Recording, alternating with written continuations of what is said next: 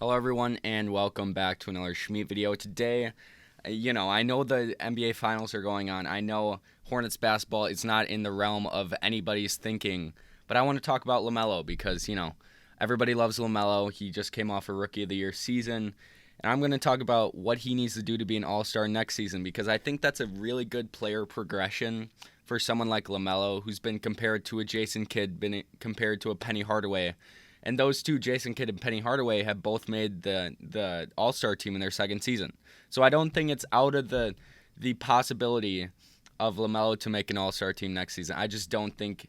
I think that's a good progression towards a second-year player like LaMelo, who's a franchise changer, who's a cornerstone of a franchise like the Hornets, who's about to be setting records for the Hornets. He already probably set some pretty decent rookie records. If we want to look at his stats right here, he averaged 16 points, 1.5 steals, 6 assists, and 6 rebounds. I'm looking at defensive rebound. 6 rebounds. That's a pretty good stat line for a rookie, but that is not even close to what you need to have to be in the All-Star team. So I did some searching. I did some digging about what it takes for guards in the Eastern Conference to make the All-Star team.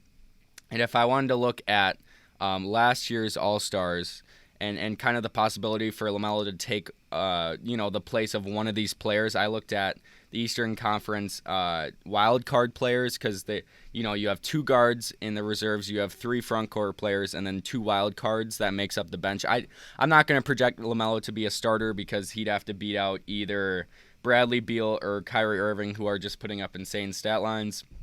But players like 1, Nikola Vucevic, 2, and that's Jaylen Brown. And I know it's a kind of tough task, and the stat lines are crazy.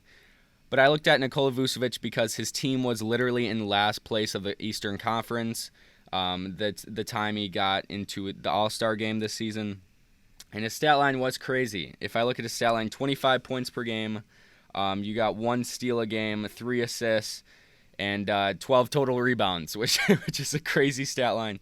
But it shows you that even players that don't win a lot of games, like Bradley Beal and Nikola Vucevic, can still make the All-Star team, and that's going to be great for the Hornets and LaMelo because I don't really know what the Hornets are going to do next season, and I don't know if they're going to be a top 5 seed. Obviously, it would help LaMelo's case if the Hornets are a top 5 seed in the Eastern Conference.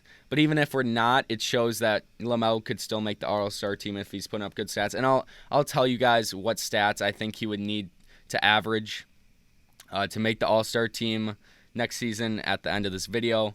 But going on to Jaylen Brown, who also made the All-Star team next season, because I just want to give a range of stats that it would take for LaMelo to make the All-Star team next season. We got 25 points per game, 2.7 total turnovers a game for Jaylen Brown, 3 assists, 6 rebounds. So you see a certain pattern of points, and obviously Jaylen Brown was on a little bit better team in the Boston Celtics through the first half of the season at least. That they didn't turn out very good at the second half of the season, but yeah. And then I went to 2 years ago All-Star teams because I don't think that's a big sample size. It's 2 players, one in Jaylen Brown and the other in Nikola Vucevic. So I looked at the 2019-2020 All-Star team, and I found Kemba Walker and Kyle Lowry. This is when the Boston Celtics were a little bit better. I think they were a top 4 seed in the 2019-2020 season before it got shut down with COVID.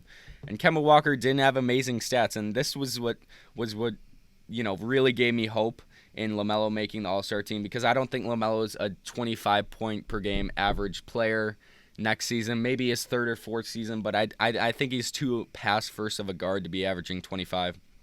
But with Kemba Walker averaging 20, 5, and 2, and Kyle Lowry averaging, if it loads, 19, 7, and 5, those stat lines are, merely similar to LaMelo. And I think with a full season under his belt, his full rookie season in LaMelo, he's already averaging 16, 6, and 6.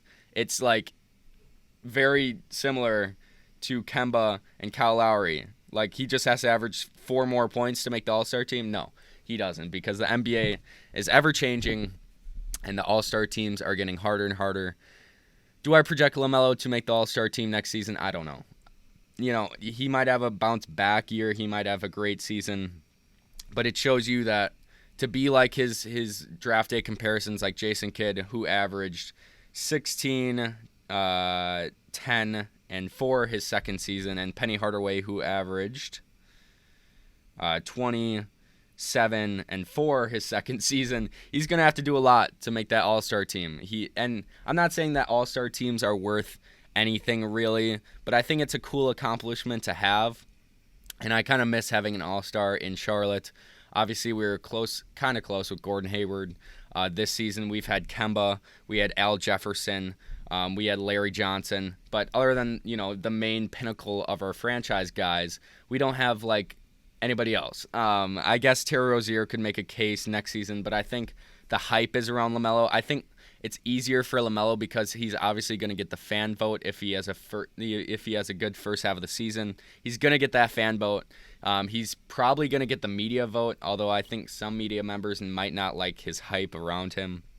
But I think he has a better case than a person like Terry Rozier who doesn't have the fans behind him, who doesn't have, the platform that LaMelo does, already having, 6 million followers on Instagram. And I think if LaMelo averages a cool 22, 23 points per game, 7 assists, 7 rebounds, and we're top 3, top 4, top 5 in the East, I think he makes the All-Star team. I think he just does. And I don't think that's out of the realm of possibility. I think, and his three-point percentage went down the second half of the season, recovering from his wrist injury, although it was on his non-shooting hand. I think he can have the possibility of averaging those numbers. And it's easier and easier in the NBA to average over 20 a game. It's an offensive-minded league. And I think LaMelo can do that. Yeah, that's the video. If I want to talk about general NBA shit, we got the Suns up 2-0 on the Bucks. I watched the fourth quarter. I saw Jeff Teague was guarding Chris Paul, and I shut the game off right then and there because you have a guy that has not played for the Bucks the entire regular season. They picked him up right before the playoffs. He's not played a lot in the playoffs besides garbage minutes, and now he's guarding, the best point guard in the league left in the playoffs. And once I saw that, I just knew I had to turn the game off. The Bucks were already down by 10. Giannis had a great third quarter, and that was it. Chris Middleton, Drew Holiday didn't show up. Pat Connaughton is playing major minutes. And I think the Bucks are really hurt with Dante DiVincenzo out. I don't think that's talked about enough. Obviously, the Suns just had Dario Saric go up, but I think Dante DiVincenzo held down, some of the players, and what you could rely upon Dante DiVincenzo a little bit. Dario Saric, not as big as a player for the Suns. Obviously, he had his moments in the regular season and in the playoffs, but yeah, it's going to be interesting. The Bucks need to win Game 3.